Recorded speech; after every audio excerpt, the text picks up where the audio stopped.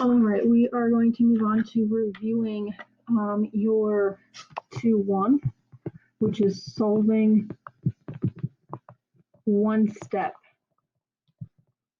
equations.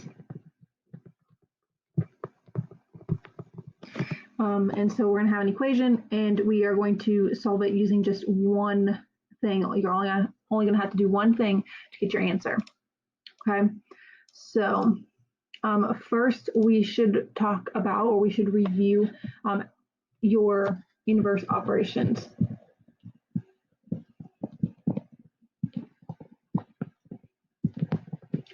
So if you have addition,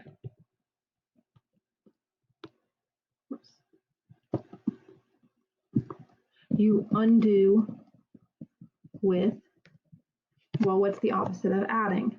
You would undo it with subtraction.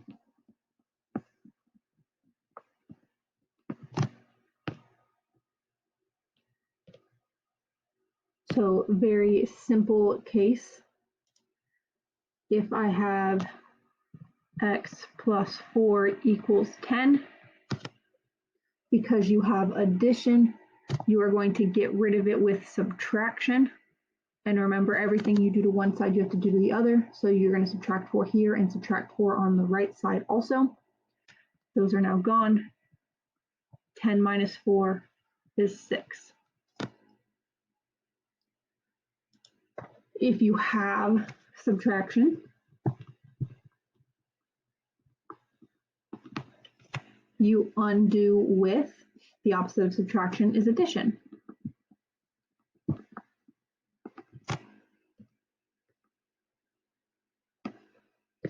So an example of that, if I had g minus 2 equals 5, because I have minus 2 right here, the opposite of subtraction is to add 2 to both sides. So your minus 2 and your plus 2 are gone. 5 plus 2 is 7. So g equals 7. If you have multiplication,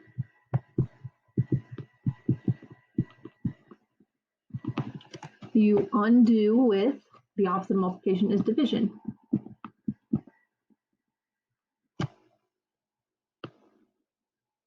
So if you were to have 3y equals 6, remember that you have a number right next to a variable. We just talked about this in the last review, that there's that imaginary times sign. So to get rid of multiplication, you are going to divide both sides by 3, because 3 is the number in front of your variable. Your 3's are gone, leaves you with y equals 6 divided by 3 is 2. Y equals 2. And lastly,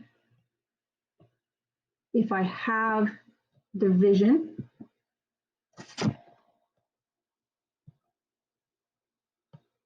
hold on. If I have division, I undo with multiplication, because the opposite of dividing is multiplying. So an example, if you have b divided by 5 equals 3, this fraction bar is the same as division. So b over 5, or b divided by 5, you get rid of division with multiplication. So you're going to times by that 5 on both sides. Your 5's are going to cancel each other out. Leaves you with b equals 3 times 5 is 15. And of course, just like previously, if at any point you need a calculator, you can open up Desmos. We'll use that in the future here. We'll see some with decimals and stuff. Okay, so we're going to do a couple more examples before you move on with your IXLs. Keep in mind, if I have something like 50 equals 5x, just because your variable is over here on the right side doesn't change anything. You still look to see what do you have, so how do you undo it? And you're looking at the side with the variable. So over here on the right side, I have 5x, so there's an imaginary times sign, so I have multiplication, and I get rid of with division. 50 divided by 5 is 10 equals x, or x equals 10. Either one is correct. So the side that your variable is on doesn't change what you do. Okay? Just pay attention to what side it's on and solve for that variable correctly.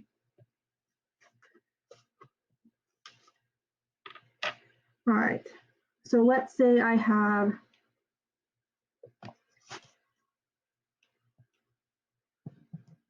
b plus 7 equals negative 9. So make sure you identify what you have on the side with your variable. So on the left side is where my variable is. I have plus 7. So how do you undo plus 7? Well, with subtraction. So subtract 7 from both sides. So that gives you b, your 7 and your minus 7 are gone. Now, if negatives do trip you up or they mess with you at all, make sure you're using a calculator or Desmos. We have negative 9 minus 7. So if I go to Desmos, I have negative 9 minus 7, which is negative 16. So b equals negative 16.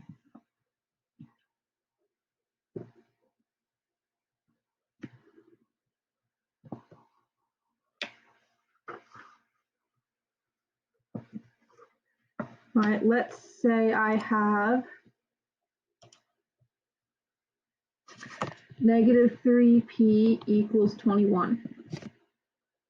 So look at the side that your variable's on, which is the left side. I have negative 3p. So remember that there is an imaginary multiplication sign right here. So you have a negative. That does not mean I have subtraction. You look between the number and the variable, and there's this times sign. So how do you get rid of multiplication? With division. Those are now gone. Leaves you with p equals positive 21 divided by negative 3. Or you can come back to your calculator if you need it. 21 divided by negative 3 will give you your answer of negative 7.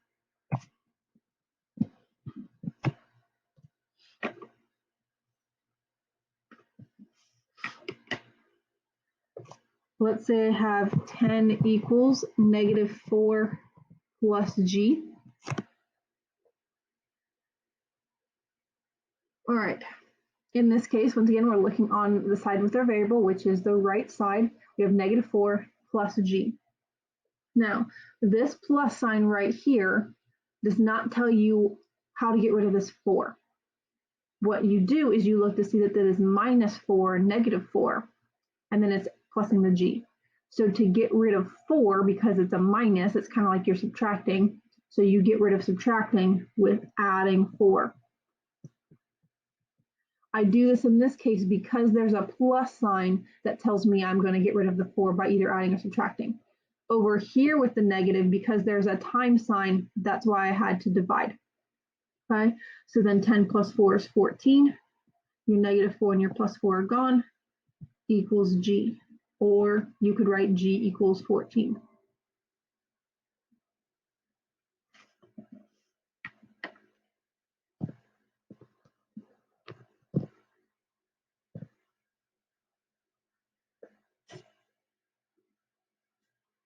Let's do a divided by negative 2, or a over negative 2 equals negative 7. So on the left side is your variable. You have this fraction bar, which is the same as division. So if you have division, you undo with multiplication. So you're going to times by the number that's in the bottom, which is negative 2. And you do that to both sides. Negative 2 and your negative 2 are now gone. A equals negative 7 times negative 2. Or if you need a calculator again, because you've got some negatives or whatever, negative 7 times negative 2 gives you your positive 14 for your answer.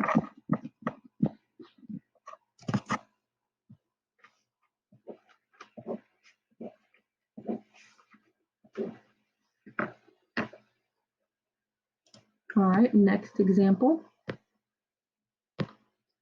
Let's say I have 17 equals 3 plus s. So this is kind of like the example we had right up here. where because of this plus sign, it tells you you're going to get rid of this number by either adding or subtracting, depending on what type of number it is. This one is negative, so we added. So same thing here, I have a plus sign, which means I need to get rid of this 3 by either adding or subtracting. Well, if I have 3 and I add 3, 3 plus 3 is 6, which doesn't get rid of this. So I need to subtract 3, because 3 minus 3, oops, let me get my pen.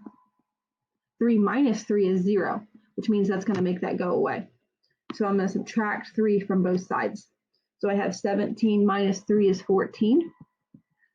3 minus 3 is 0, which is what we want, equals S. Or S equals 14. Either answer is acceptable.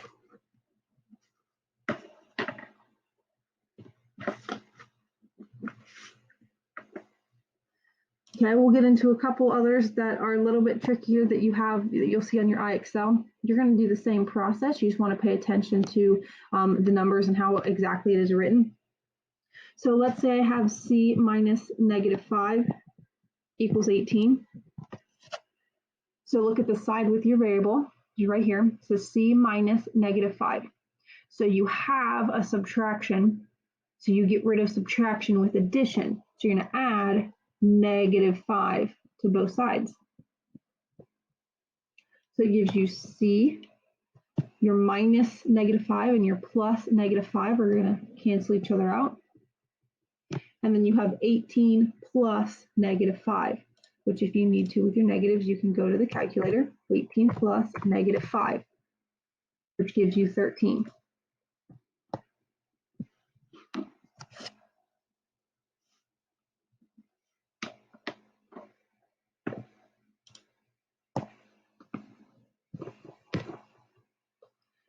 If I have A plus -2 equals -5.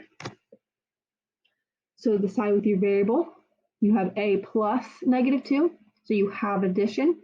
You get rid of addition with subtraction. Your number is -2. So you're going to do minus -2 and do that to both sides. So your plus -2 are going to cancel, leaves you with A equals, and then you have -5 minus -2. So you have -5 minus -2, which is -3.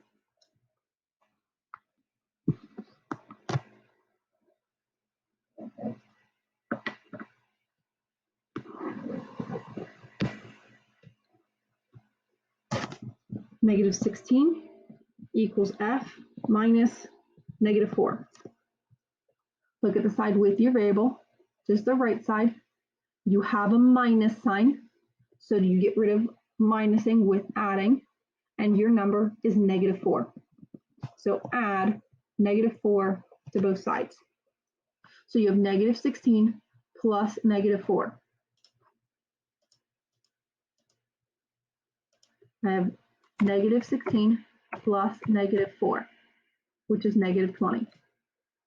-20 equals F, and your minus -4 and your plus -4 cancel out.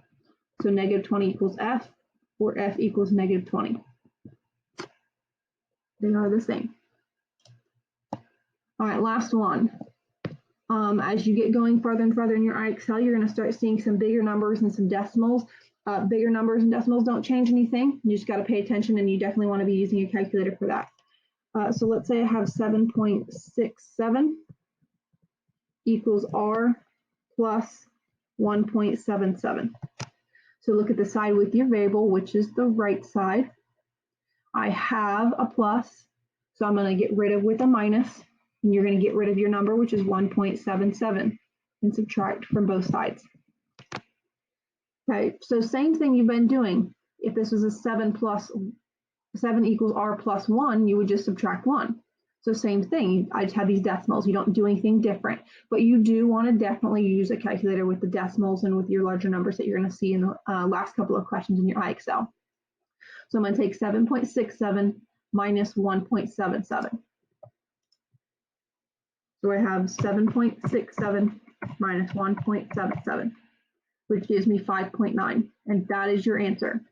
So 5.9 equals R, or R equals 5.9. either way of writing it is acceptable. Okay, make sure you keep your decimals if you have decimals in your answers. Okay.